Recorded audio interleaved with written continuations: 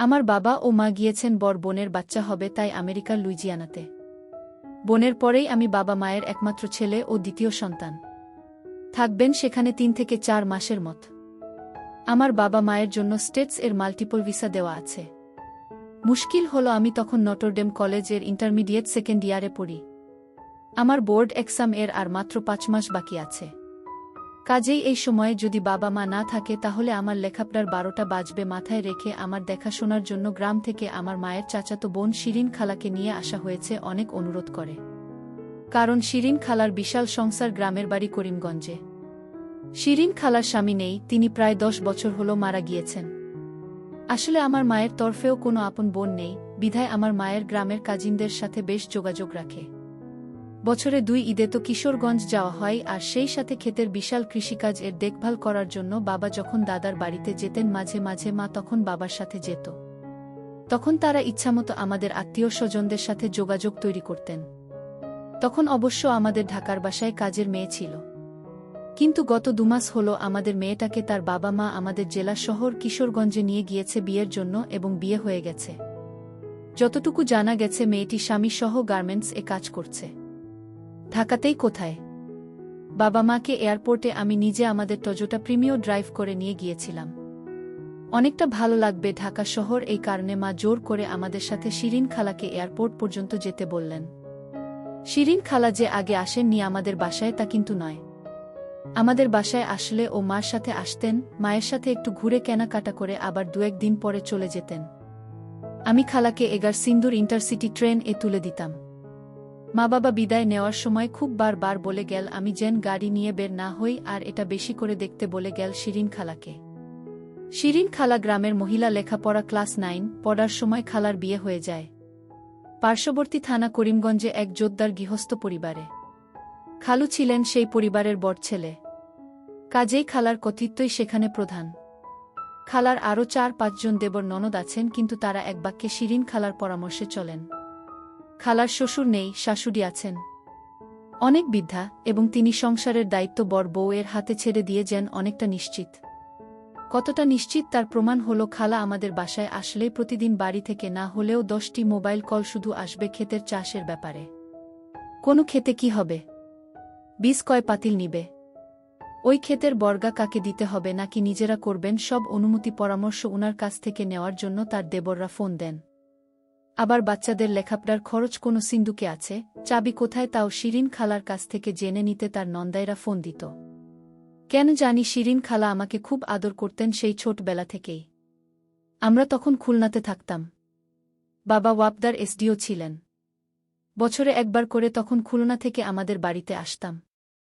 আমার দাদার বাড়ি আর নানার বাড়ির দূরত্ব ৮ কিলোমিটারের মতো, তাই আমরা অর্ধেক সময় থাকতাম দাদার বাড়ি আর অর্ধেক নানির বাড়ি।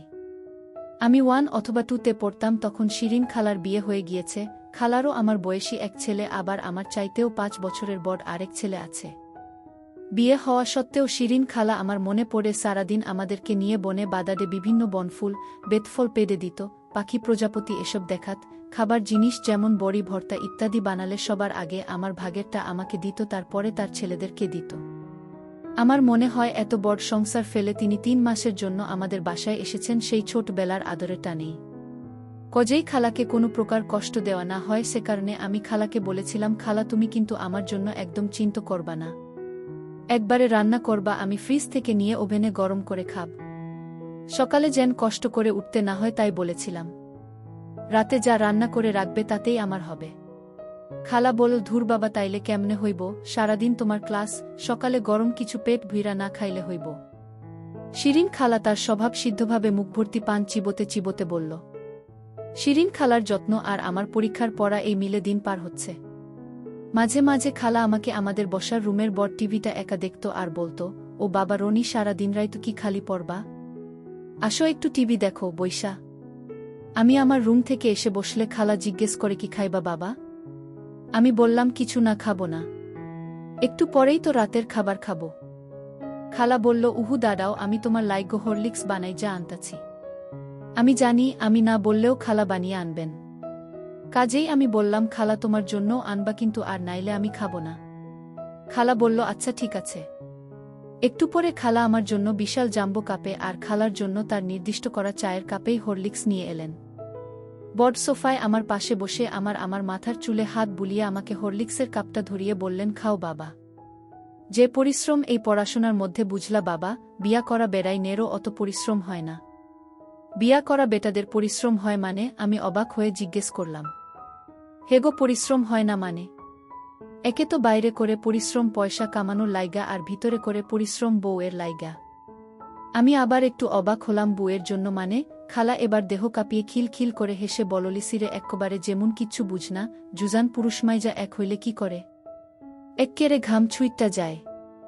এবার আমি বুঝতে পারলাম খালা আসলে নারী পুরুষের খেলার কথাই বলছে। আসলে এ ব্যাপারে বরাবরই আমার অজ্ঞতা ছিল, এর কারণ আমি কখনো কোএডুকেশন পড়িনি। যে কারণে সব সময় ছেলে বন্ধুদের সাথে থাকার কারণে মেয়েদেরকে নিয়ে বা মেয়েলি ব্যাপার নিয়ে কথাবার্তা কমই হতো। কিন্তু আমার প্রশ্ন, ঘাম ছুটবে কেন? আবার আমার মনে হল ছুটারই কথা। একবার বন্ধুদের সাথে আলাপে আলাপে আমার এক বন্ধু শিখিয়েছিল কিভাবে হাতের কাজ করতে হয়। একবার হাতের কাজ করেছিলাম কিন্তু কিছু বের হয়নি। পরে হাতে অলিভ অয়েল নিয়ে চেষ্টা করেছিলাম, তাতেও কিছু হয়নি, তখন বিরক্ত হয়ে বাদ দিয়েছিলাম। এরপরে আর একাজ করার চেষ্টা করিনি। আর সেখান থেকে ধারণা হয়েছে হয়তো এটা খুব পরিশ্রমের কাজ। এখন খালার কথা শুনে মনে হচ্ছে হ্যাঁ, এরকম হতেও পারে। খালার কথা শুনে আমার ভেতরে একটা শিহরণ এর মতো তৈরি হলো।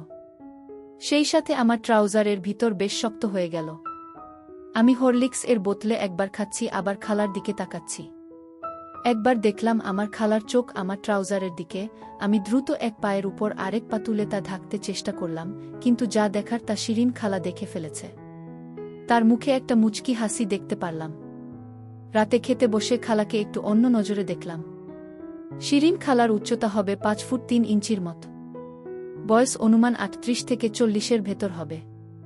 একটু মোটা ধাঁচের গ্রামের মহিলারা সাধারণত যে রকম হয়। দারুণ ফর্সা শিরিন খালা। ঢাকাতে এই কয়েকদিন থাকার কারণেই কিনা আরও ফর্সা লাগছে। মাথার চুল কোমর পর্যন্ত পড়ে। চুলগুলো আধাভাঙ্গা কোকড়া। আর বাদ বাকিগুলো দেখলে ভিতরে একটা শিহরণ খেলে যায়। আসলে খালাকে আমি এর আগে এভাবে কখনো দেখিনি। পরের দিন শুক্রবার। আমার কলেজ বন্ধ। তাই অনেকটা রিল্যাক্স হয়ে বাসায় নাস্তা খেয়ে পড়ছিলাম। 12টার দিকে খালা হাঁক দিলেন, রনি বাবা, গোসল করবা না? শুক্রবার তো জুম্মার নামাজ পড়ন লাগব। আমি অনিচ্ছা সত্ত্বেও বারান্দায় গিয়ে গায়ে টি শার্টটি খুলে একটু রোদ মাখানোর জন্য দাঁড়ালাম। পিছনে দেখলাম শিরিন খালাও আসছে আমার এই কয়দিনের ব্যবহার করা প্যান্ট শার্ট ধুয়ে তারে টাঙ্গিয়ে দেওয়ার জন্য। আসলে শিরিন খালা এসেছে পরে, এই প্রথম শুক্রবার হওয়াতে আমরা সারাদিন একসাথে। এর আগে সেই ভোরবেলায় আমি উঠে 8টার আগে ক্লাসে যেতে হবে, তাই খুব সকালে গোসল সেরে ফেলতাম। আমি যখন তারে আমার টি শার্ট ঝুলিয়ে রাখছিলাম, আমার খালা ততক্ষণে পাশে এসে তারে অন্য কাপড় রাখার সময় আমার বগলে দেখে বললেন, এইগুলা কি ধানক্ষেত বানাইছ নাকি? কাটানা কেন? মুসলমান মানেই দায়েমি সুন্নত পালন করা লাগে, এইটা জানো? আমি একটু লজ্জা পেলাম আর বললাম, পরীক্ষার পড়া তো খালার সময় পাই না। খালা চলে গেলেন। প্রায় 15 মিনিট পরে আমারে ডাক দিলে, রনি, বাথরুমে আসো। আমি গেলাম, দেখি খালার সরার নাম নাই। কাপড় ধুতে ধুতে খালার নিচের শাড়ি পায়ের সাথে ভিজে লেপ্টে আছে। আমি যেতেই আমাকে বলল, হাত তুল। আমি হাত তুলতেই দেখি খালা শিয়াল কোটের ছোট কাচি, সম্ভবত বাবার সেভিং কিটস থেকে আনা, বগলের চুল ছাড়তে শুরু করে দিয়েছেন। আমাকে বললেন, নইডনা, এইগুলা শেভ কইরো না কোনো সময়, কেঞ্চি দিয়া ছাইটা রাখবা। শেভ করলে চুলকাইব। আর এত গন্ধ করে কেন? বলেই খালা তার নাক একদম আমার ডান বগলে দিল। আমি শিরশিরের কারণে হেসে ফেললাম। এবার আমার বাম বগল ধরল। আমি বললাম, খালা, তুমিও কি এরকম ছাটো? আমার কথা বাদ দেও, আমি বুইডা বেডি, আমার আর বিয়াশাদি হইব না। কিন্তু তোমরা জোয়ান পোলা, তোমরা থাকবা পরিষ্কার পরিচ্ছন্ন। খালার মুখ থেকে খুব সুন্দর একটা জর্দা মিশ্রিত পানের গন্ধ পাচ্ছি, এটা আমার কাছে খারাপ লাগে না। খালা, কি বলো? তুমি এখনো কত সুন্দর। তুমি যদি সালোয়ার কামিজ পর না, যে কেউ তোমাকে দেখলে 25 বছরের মেয়ে বলবে। খালা বলল, হইছে থাক, আর খালারে পটাইতে হইব না। বগল সাফ করা হলে খালা আমাকে গোসল করে নিতে বলল। আমি গোসল সেরে নামাজের জন্য মসজিদের দিকে পা বাড়ালাম। নামাজ শেষে এসে দেখি খালা তখনও কাপড় ধুচ্ছে, ব্লাকুসটা খুলে পাশে রাখা। আমি খালার বাম পাশ দাঁড়ানো, খালার সব দেখলাম। মনে মনে বললাম যদি একটু হাতের নাগালে পেতাম। আমি মুগ্ধ হয়ে দেখছিলাম। খালা বল কি ভাত খাইবা অহন? আমার এইরকম হা হয়ে তাকে দেখতে থাকা নজর এড়ালো না খালার। আমাকে বলল, কি দেখতাছ এমন কইরা, মনে হয় আমারে গিল্লা খাইবা? আমি লজ্জা পেয়ে গেলাম, দ্রুত বললাম খে না না। খালা একটা জিনিস আমার মাথায় আইছে। কি তোমার মাথায় আইলো রনি বাবা? আমার মতো বুড়িরে নিয়া। এখন বলবো না, খালা খাওয়ার সময় বলবো। আইচ্ছা তাইলে একটু দাঁড়াও বাবা, আমি গোসলটা ঝটপট সাইরা লই। শিরিন খালা গোসলের পর মাথায় একটা গামছা বেঁধে বেরিয়ে এসেছেন। শাড়ি পরেছেন একটা নরমাল প্রিন্টের, শাড়িটাতে নীল আর ডিপ সবুজের জংলি প্রিন্ট। শিরিন খালাকে দারুণ লাগছে, অনেকটা এক দুজেকে লিয়ে ও বিখ্যাত কুলিছবির নায়িকা রতি অগ্নিহোত্রীর মতো। মনে হয় গ্রামের সব মহিলারাই একই রকম হয়। খালা ডাইনিং টেবিল এর দিকে মুখ করে দরজার দিকে গিয়ে গামছাটা খুলে দুহাত পিছিনে নিয়ে গামছাটাকে লাঠির মতো সোজা করে পিছনের চুলে বাড়ি দিয়ে পানি ছড়াতে লাগল। আর সে কি দুলুনি! খালা গামছাটা বারান্দায় তারের উপর দিয়ে চুল খোপা করে ডাইনিং এর কাছে আসতেই আমি বললাম, খালা মুখে কিছু মাখলা না? আমি এইতান কিছু মুখে দিই না। আমি উঠে গিয়ে আমার রুমের থেকে নিভিয়া মিল্কটা নিয়ে এসে খালার হাতে একটু দিলাম, কি এইগুলা মুখে দাও, এইটা শীত গরম সব সময় দেওয়া যায়। খালা তার হাতের টুকু তার মুখে মাখতে লাগল। খালার থেকে আমাদের বাথরুমে রাখা কেমি সাবানের সুন্দর একটা হালকা ঘ্রাণ আসতে লাগল। আমি আমার হাতের নিভিয়া টুকু নিয়ে দ্বিধা করছিলাম কি করব। সাহস করে খালার ঘাড়ে দিয়ে দিলাম। দেখলাম খালা একটু কেঁপে উঠল, কিন্তু কিছুই বলেন না, যেন অন্যরকম একটা আবেশী মজার মধ্যে ছিলেন। আমি আরও কিছু পাওয়ার আশায় বললাম, কমরে দিব? খালা বলল, না লাগতো না, দেখ মুনে খালার যত্ন কতদিন থাকে। খালার রান্না অপূর্ব, সময়তে আমার মায়ের চেয়েও অনেক ভালো। এই যেমন আজকে খালা ফ্রিজের থেকে বের করে কই মাছ বরবটি দিয়ে এত সুন্দর করে ভেজেছে, পুরো অমিত। বাড়ির বিভিন্ন বিষয়ে খালা অনেকটা বকবক করে যেতে লাগলেন। একটু পর বললেন, বাবা কি জানি কইবা, কইছিলা? কি তোমার মাথায় আইছে? আমি বললাম, বললে তুমি রাগ করবা না তো? খালা বলল, রাগের কথা হইলে তো করবামি। আমি বললাম, নামাজ থেকে এসে তোমার খোলা হাতটা যখন দেখলাম না, তখন কি মনে হয়েছে জানো? কি? খালা অনেকটা বিস্ময় নিয়ে খাওয়া বন্ধ করে আমার জিজ্ঞেস করলেন। আমি বললাম, তুমি যদি হাতা কাটা কুচ পরতা তাহলে খুব সুন্দর লাগত। খালা এবার হাসতে হাসতে বললেন, বাজান এইটা কিতা কও, আমারা লাগান বুইডা বেইটান রে, এইটা পড়লে বালা লাগবনি। আমি বললাম, কি যে বলো না খালা, সুবর্ণা মুস্তাফা পরে, তুমি দেখ না কত সুন্দর লাগে। খালা বল, হেরা তো পরবই, ফিল্মের নায়িকা না? আমি রোজ দেখা আমাদের রাস্তার ওই পারের 4 তলার সেই মহিলার কথা বলতে লাগলাম। জানো খালা, আমাদের বাড়ির বিপরীতে রাস্তার ওই পাশে একটা 5 তলা বিল্ডিং দেখছ না? হেই বিল্ডিং এর এক মহিলা থাকে, তোমার চেয়েও বয়স অনেক হবে। ফর্সা, মনে হয় হাজবেন্ড নাই, সব সময় সাদা কাপড় আর সাদা হাতা কাটা উজ পরে, ভোরবেলায় বারান্দায় দাঁড়ায় ব্যায়াম করে, খুব সুন্দর লাগে জানো। খালা বলল, ও বুঝি, ওই বেডি আমার ভাইগনার মাথা খাইতাছে। আইচ্ছা আমারে দেখাইওছেন? আমি বললাম, তাইলে কালকে ভোরেই আমি তোমাকে দেখাবো। এটা প্রায় আরও 1 সপ্তাহের পরের ঘটনা। খালা মেনে নিয়েছেন তিনি হাতা কাটা উজ পরবেন, কারণ সেদিন রাত গিয়ে ভোরে আমি অ্যালার্ম দিয়ে রেখেছিলাম। উঠে বারান্দায় এসে যখন দেখলাম সেই মহিলা ব্যায়াম করছেন, আমি দ্রুত খালার রুমের খালা ঘি বলে দরজা ঠেলা দিতেই দরজা খুলে গেল। দেখলাম খালা নামাজ পড়ছেন। মনে হয় খালা লেট করে ফেলেছেন, কারণ এখন 6টা বেজে গেছে। চারিদিক বেশ ফর্সা। আমি অপেক্ষায় থাকলাম, সালাম ফেরানোর সাথে সাথেই আমার দিকে তাকালো। আমি আমার চোখ নাচিয়ে বললাম, দেখবে না? খালা বল, কিতা? আমি বললাম, ওই মহিলা। খালা একটু মুচকি হাসি দিয়ে জায়নামাজ গুটিয়ে আলানাতে রেখে আমার পিছে পিছে বারান্দায় আসলেন। আমরা বারান্দায় না গিয়ে বারান্দার দরজার উপর দাঁড়িয়ে দেখতে থাকলাম, যেন ওই মহিলা আমাদের বারান্দায় তাকালে আমাদেরকে দেখতে না পারে। মহিলা সকালে ব্যায়াম করছেন, বরাবরের মতোই সেই সাদা শাড়ি ও সাদা হাতা কাটা উজ। এই মহিলা আমার কাছে এক রহস্যময়ী চরিত্র, আমি কখনো তাকে নিচে দেখিনি। তার ফ্লোরে বা ওই বারান্দায় কখনো অন্য কোনো মানুষও দেখিনি। অন্য সময় দেখি বারান্দাও তিনি নিজে ঝাড় দেন। একা থাকেন মনে হয়। আমার ঘাড়ের পিছনে খালার গরম নিঃশ্বাস এসে লাগছে। মহিলাকে তন্ময় হয়ে দেখাতে এতক্ষণ খেয়াল করিনি, আমার পিঠের ডান পার্শ্বে একটা নরম বালিশের মতো। পরক্ষণেই বুঝতে পারলাম এটা খালার কদবেল। কিন্তু উপলব্ধি করার আগেই খালা সরে গিয়ে বলল, হু বুঝছি আমার তাইলে এইরহমের উজপরণই লাগবো, এই বেডির হাত থাইক্যা আমার ভাইগোনা রে বাঁচানোর লাইগা। তবে আর কখনো তুমি এই বেডিরে ভোর বেলায় দেখতে আইতে পারবা না। এইবার আহো পড়তে বস বাবা। খালা এবার কিচেনের দিকে যেতে থাকল। খালা তুমি পড়, দেখো আমি বারান্দার এই দরজায় বন্ধ করে দিব। আমি হেসে হেসে মজা করে বললাম। খালা বল, হয়েছে থাক, বুড়ি খালার দিকে আর নজর দিও না, এইবার পড়তে বসো বাপ, আমি তোমার নাস্তা বানাই। সেদিনই বিকালে আমি খালার জন্য নিউ মার্কেটের গুলজারে গিয়া 3 কালার এর একটা মেরুন, একটা নেভি ব্লু আর একটা বটল গ্রিন কালার এর হাতা কাটা উজের অর্ডার দিলাম। খালার উজের মাপ শুই না মাস্টার এর ভিমরি খাওয়ার দশা। 42। এই মারমু একটা থাপ্পড়, মা খালার লয়া লড়াচড়া করো, বলেই খালার খিলখিল হাসি। আমি যখন বের হতে যাব তখন খালা আবার বল, এই শুনো শুনো বাবা, দরজিরে কইবা নিচে গিট ফিতা দেয় যেন, আর কইবা ছাট যেন চলি ছাট করে। চলি ছাট? সেটা কি খালা? আমি একটু অবাক হলাম। খালা বল, এইটা অহন তোমার বুইজ্জা লাভ নাই, অহন যাও।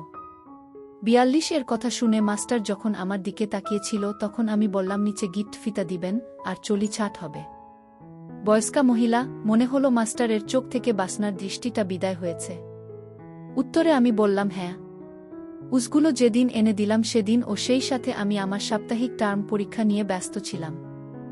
আর এ 3-4 দিন আমি লক্ষ্যই করিনি খালা ওই উজ পড়েছেন কিনা। কিন্তু যেদিন দেখলাম খালা পড়েছে সেদিন আমি বুঝতেই পারিনি কখন খালা পড়ল। রাতে পড়া শেষ করে একটু হাঁটাহাঁটি করব বলে আমি লিভিং রুমে এসে দেখলাম খালা টিভি দেখছেন, চ্যানেল আই 3 সিটার এ হেলান দিয়ে শুয়ে। আমি যেতেই খালা উঠে বসার চেষ্টা করতে লাগল, আর তখনই আঁচল ঠিক করতে গিয়ে আমি দেখলাম খালা সেই মেজেন্টা কালারের উজটা পড়েছেন। আমার কাছে মনে হলো একরাশ খয়েরি গাঁদা ফুলের মধ্য থেকে খালার হাতটা বেরিয়ে এসেছে। কারণ খালার শাড়িটা ছিল হালকা লাল ও খয়েরি কালারের কম্বিনেশন ছাপ, দেশি সুতি শাড়ি। আমি বললাম, ওমা খালা তুমি এটা পরছ, কি সুন্দর লাগছে, তুমি আমাকে বলনি কেন? আমি বিস্ময়ে আনন্দে একসাথে বলে ফেললাম। খালা বল, তোমারে দেখাইয়া পিনতাম নাকি? তাইলে তো আমারে গিল্লা খাইতা। খালার এই আদি রসাত্মক কথায় আমার আবার শক্ত হয়ে গেল। আমি ও সাহস করে বলে ফেললাম, ইচ্ছা খেতে হবে না খালা, আপাতত আমারে অর্ধভোজ করতে দাও। খালা বল, মানে? খালার চোখে বিস্ময়। আমারে তোমার হাতে আমার ঠোঁট, নাক, গাল ছোঁয়াইতে দেও, কারণ কথায় আছে কি ঘ্রাণে অদ্ভোজ। বলতে বলতে আমি সোফার পিছন থেকে সামনে এসে একবারে খালার ঊর্ধ্ববাহু 2 হাতে ধরে খালার পাশে বসে গেলাম। আকস্মিক সংঘর্ষ হল। খালা এইসব আকস্মিকতায় এই বলে চাপা স্বরে একটা আর্তচিৎকার করে উঠল। বাবা না, এইসব ঠিক না।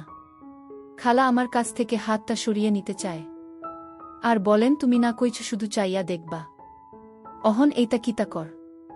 আমি বললাম, আরেকটু খালা, ছাড়ো এইবার বাবা, চলো অহন খাইতে যাই। আমি আবারও কাদো কাদো স্বরে বললাম, না খালা আরেকটু। খালা বলল, না, অহন খাওন লাগব। আমি বললাম, তাইলে একটা শর্ত। খালা বল, কিতা? অবাক খালা, চোখ গোল গোল। আমি বললাম, খাওনের পরে আবার তোমার হাতটা দিতে হবে। খালা বল, এইডা আমি কোনো পোলার পাল্লায় পড়লাম মাবুদ। খালার মুখে কপট রাগ মনে হল। আইচ্ছা, খাওনের পরে পইডা লইবা তারপরে। আমি বললাম, আইচ্ছা।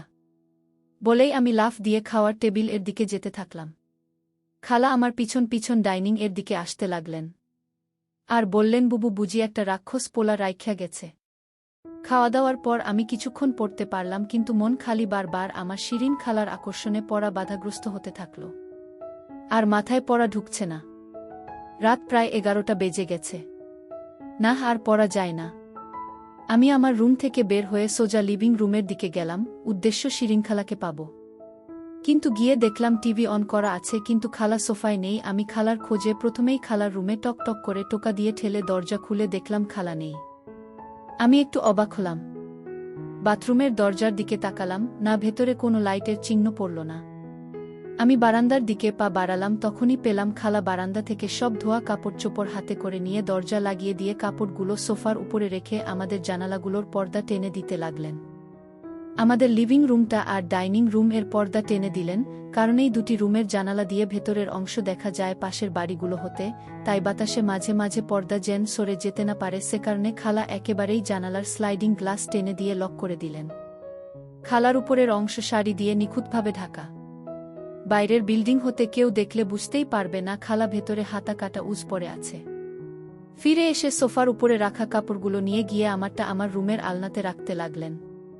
আমি মন্ত্রমুগ্ধের মতো খালার পিছে পিছে গিয়ে আমি আমার রুমের দরজার চৌকাঠে হেলান দিয়ে দাঁড়ালাম। খালা, তুমি এনটিভিতে হাউসফুল নাটকটা দেখছো? খালা বল, রেদওয়ান, রনির আর ফাহমির না? আমি বললাম হ্যাঁ। আমি একটু অবাকই হলাম, খালা ডিরেক্টর এর নাম ও জানে? আমি বললাম খুব মজা না? খালা বল, ভালাই তো লাগে। খালা আমার জিন্সের প্যান্টটা সোজা করতে গিয়ে উপরে তুলে শূন্য একটা বাড়ি দিতেই আঁচল পড়ে গেল। সাথে সাথে আমার ভিতরে শিউরে উঠল। পরে সেই থেকেই খালা পান চিবিয়ে যাচ্ছে। খালা এবার তার নিজের রুমে, আমাদের গেস্ট রুম, এলেন। ছোট্ট আলনাটাতে খালার ধোয়া কাপড়গুলো রাখছেন। কাপড় রাখা শেষ হলে আস্তে করে খালা মাথাটা ঝাঁকি দিয়ে দুহাত পিছনে নিয়ে ড্রেসিং টেবিল এর আয়নায় তাকিয়ে চুলটা খোপা করে বাঁধলেন। সে এক অপূর্ব দৃশ্য। আমি খালাকে বললাম, টিভি দেখবা না খালা? খালা বল, না রে বাবা, শরীরটা বড় অবশ অবশ লাগতাছে। আমি বললাম, তাইলে শুয়ে শুয়ে দেখো। খালা বল, কের লাগিন রে বাপ? আমি একটু সাহস করে আবার বেহাজা নির্লজ্জের মতন বললাম, কেন তুমিই না বলছো খাওয়া ও পড়ার পরে একটু দিবা? খালা বল, কিতা? আমি বললাম, তোমার হাতটা। খালা বলল, ও মারে দেখছো, যে মরে যারে লিজা আর লাইলা মরে কুইতরি রে লিজা ঘো, অহনো আমার বাজানে আমার হাতের প্রেম ভুলতে পারতাছে না। আবার খালা একটা সুন্দর হাসি দিল। আমি সাহস করে দরজা থেকে খালার রুমের মাঝে এসে খালাকে হাত ধরে আমি আমার রুমে নিয়ে আসার জন্য টানতে থাকলাম। বললাম, চলো তুমি আমার রুমে আমার খাটে শুয়ে শুয়ে টিভি দেখবে। খালা আমার হাত থেকে তার হাত ছুটিয়ে নিতে নিতে বলল, রাহো রাহো বাবা, একটু পান জর্দা মুখে দিয়া লই।